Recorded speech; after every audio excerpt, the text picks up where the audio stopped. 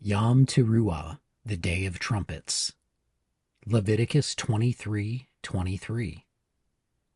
And the Lord spoke to Moses, saying, Speak to the people of Israel, saying, In the 7th month, on the 1st day of the month, you shall observe a day of solemn rest, a memorial proclaimed with blast of trumpets, Teruah, a holy convocation. Yahovah, in his divine wisdom, has declared the end from the beginning. Isaiah 46:9-13.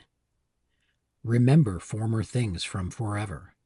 For I am God, and no other is God, even none like me, declaring the end from the beginning, and from the past things which were not done, saying, My purpose shall stand, and I will do all my pleasure, calling a bird of prey from the east, the man of my purpose from a far country.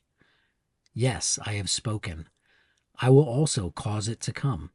I have formed, and yes, I will do it. Listen to me, stubborn-hearted, who are far from righteousness. I bring near my righteousness. It shall not be far off, and my salvation shall not wait. I will place salvation in Zion, my glory for Israel. The word formed is yatsar, which means to form, fashion, create, predetermine, or preordain. Think about this when he says he declares the end from the beginning. Taking us back to the beginning, we have seen in previous studies the depth of the 7 days of creation. We'll briefly discuss this so that we may see the larger picture of these fall feasts. Genesis 2:3. And God blessed the 7th day and sanctified it, because in it he had rested from all his work which God created to make. This translation is interesting. Reading it literally makes it sound like he is resting from creating work that he made. Did he make work? It doesn't make a lot of sense until you look at the word work. The word work, Strong's H4399, melakah, which means ministry, occupation, work, business, property, work, something done or made, a workmanship. This word is essentially the feminine form of the word malak and shares its same root. Let's look at the word malak. The word malak, Strong's H4397, means messenger. Messenger, representative, angel. This is the Hebrew word we often see translated as angel in English. However, the word angel is a borrowed word from the Greek word agaleos. When properly translated, malak simply means messenger. Malak is the messenger, and melakah, which is the word translated as work here in Genesis 2:3, is the created message. In this case, Elohim is the messenger, and his work is the gospel message concealed within his creation.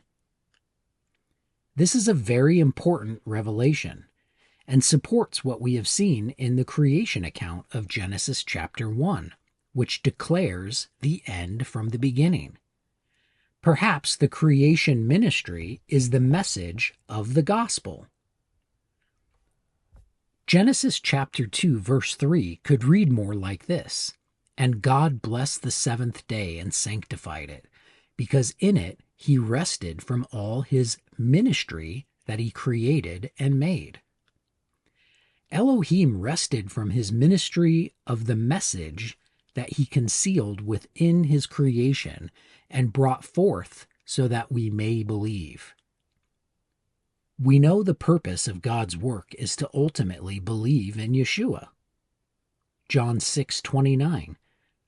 Jesus answered and said to them, This is the work of God, that you believe in him whom he sent. We also know that his creation is the very proof of his existence, and in it we see his message unfold.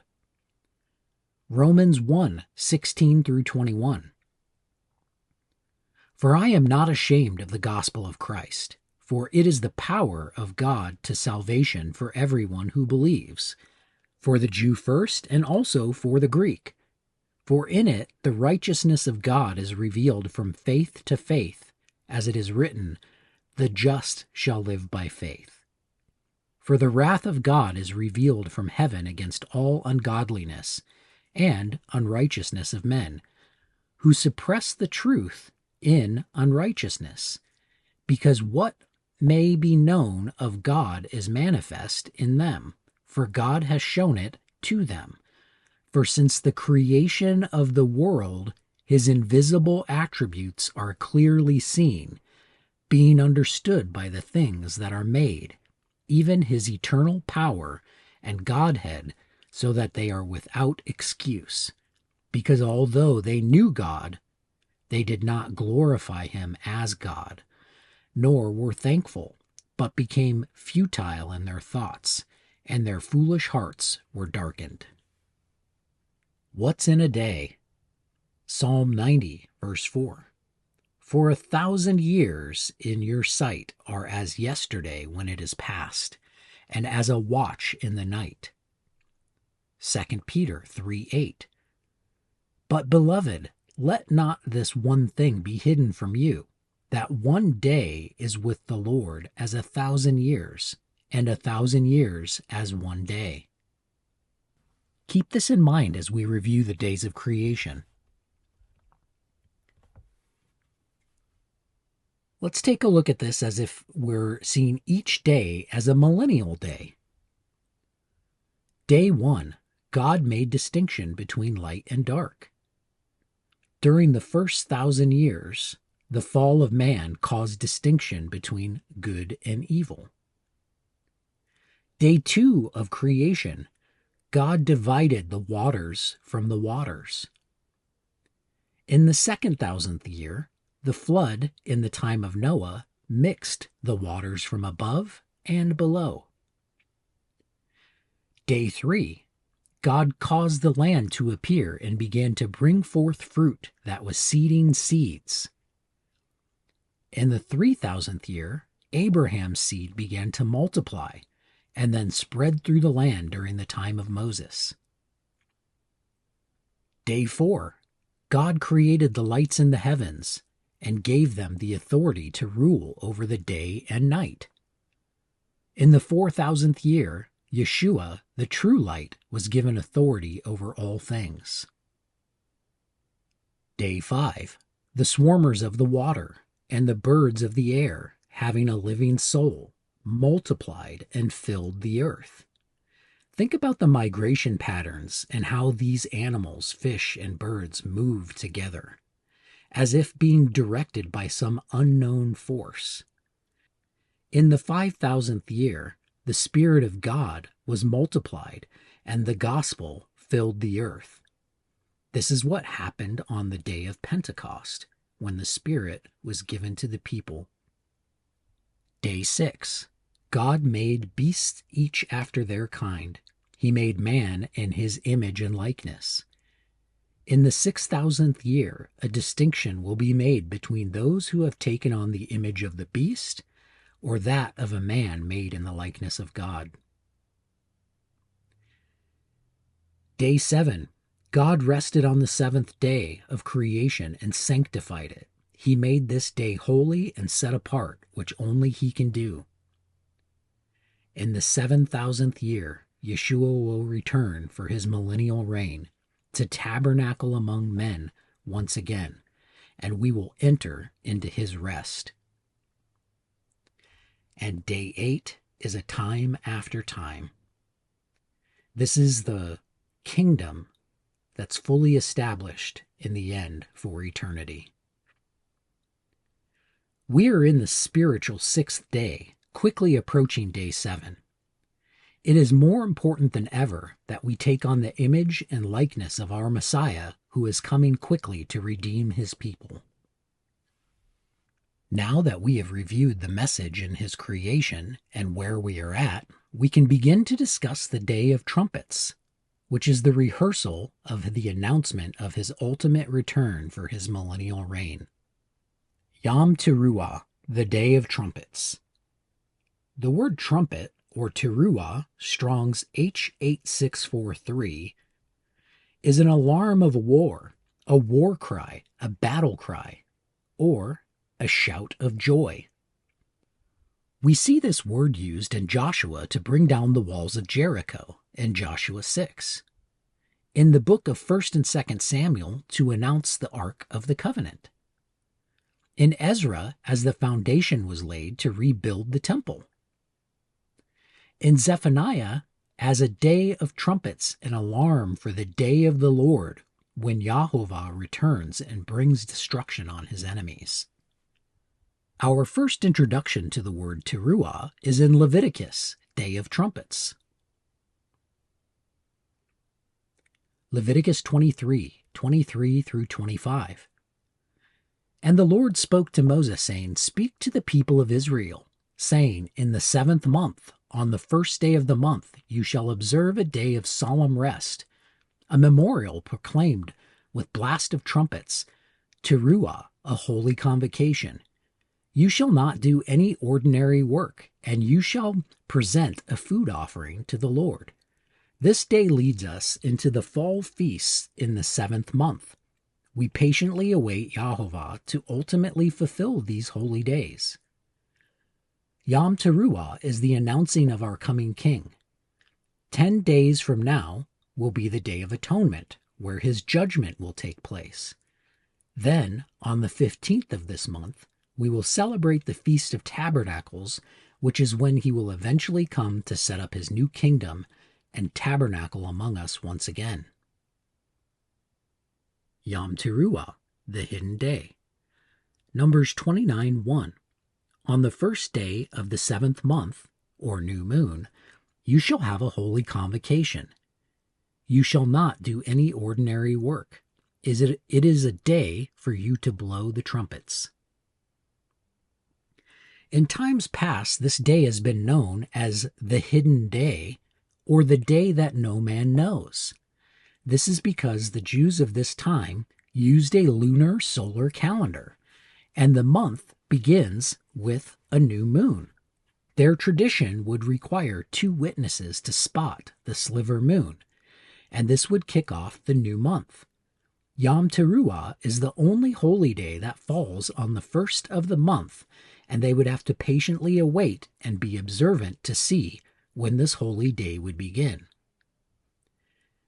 This reminds us of verses like Matthew 24:35 through 37. The heaven and the earth shall pass away, but my word shall not pass away. But of that day and hour no one knows, no, not the angels of heaven, but only my Father. But as the days of Noah were, so shall be the coming of the Son of Man. 1 Thessalonians 5:1 through 6. But of the times and seasons, brothers, you have no need that I write to you. For you yourself know accurately that the day of the Lord comes like a thief in the night. For when they shall say peace and safety, then sudden destruction comes on them as travail upon a woman with child, and they shall not escape. But you, brothers, are not in darkness, that the day should overtake you like a thief. You are all the sons of light, and the sons of the day. We are not of the night or of the darkness. Therefore let us not sleep as the rest do, but let us watch and be calm. Twinkle of an eye. Some have used the Jewish idiom to refer to the sliver moon as a twinkle of an eye. This reminds us of Paul's words, 1 Corinthians 15:50 through 53. I tell you this, brothers, flesh and blood cannot inherit the kingdom of God, nor does the perishable inherit the imperishable. Behold, I tell you a mystery. We shall not all sleep, but we shall all be changed in a moment, in the twinkling of an eye, at the last trumpet. For the trumpet will sound, and the dead will be raised imperishable, and we shall be changed. For this perishable body must put on the imperishable, and this mortal body must put on immortality. The shofar. The shofar announces our Elohim. One of our first examples of the trumpet is the sound of Yahovah coming down upon Mount Sinai. Exodus 19:17 through 20. Then Moses brought the people out of the camp to meet God, and they took their stand at the foot of the mountain. Now Mount Sinai was wrapped in smoke, because the Lord had descended on it in fire. The smoke of it went up like the smoke of a kiln, and the whole mountain trembled greatly. And as the sound, or voice, of the trumpet, shofar, grew louder and louder, Moses spoke, and God answered him in thunder. The Lord came down on Mount Sinai to the top of the mountain, and the Lord called Moses to the top of the mountain, and Moses went up. In Exodus, we see the sound of a trumpet or shofar announcing Yahovah coming down to speak with us. We also see this similar imagery in the book of Joel when the day of the Lord comes. Joel 2:1. Blow a ram's horn, shofar, in Zion, and sound an alarm, a ruah, in my holy mountain. Let all the inhabitants of the land tremble, for the day of Yahovah comes, for it is near at hand. Teruah, a joyful sound. Job 33:26. He shall pray to God, and he will be gracious to him, and he shall see his face with joy, Teruah, and he will restore to man his righteousness. Psalm 98:6.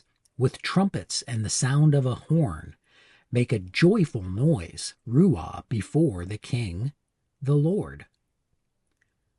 Psalm 89:13 through 18. You have a mighty arm, your hand is strong, your right hand is high. Justice and judgment are the foundation of your throne. Mercy and truth shall go before your face. Blessed is the people that know the joyful sound, Teruah. They shall walk, O Yahovah, in the light of your face. In your name they shall rejoice all the day, and in your righteousness they shall be lifted up. For you are the glory of their strength, and in your favor our horn shall be lifted up. For Yahovah is our shield. Yea, our King is the Holy One of Israel. I'll close this teaching with a prayer. May Elohim favor us and bless us. May he illuminate his countenance with us, to make known his way on earth among all the nations, so that we may all find salvation through Yehoshua. The peoples will acknowledge you. Nations will be glad and sing for joy, because you will judge the people fairly and guide them into truth. All will acknowledge you. May Elohim continue to bless us, and may all the ends of the earth fear him. Behold, Elohim is our salvation. We shall trust and not fear, for Yahovah is my might and my praise, and he has provided salvation through his Son Yehoshua. May we draw water from the springs of this salvation. Let all who put their trust in you rejoice. Let them always shout for joy, because you defend them. And let those who love your name be joyful in you. For you, O Yahovah, will bless the righteous. With favor you will surround him as with a shield.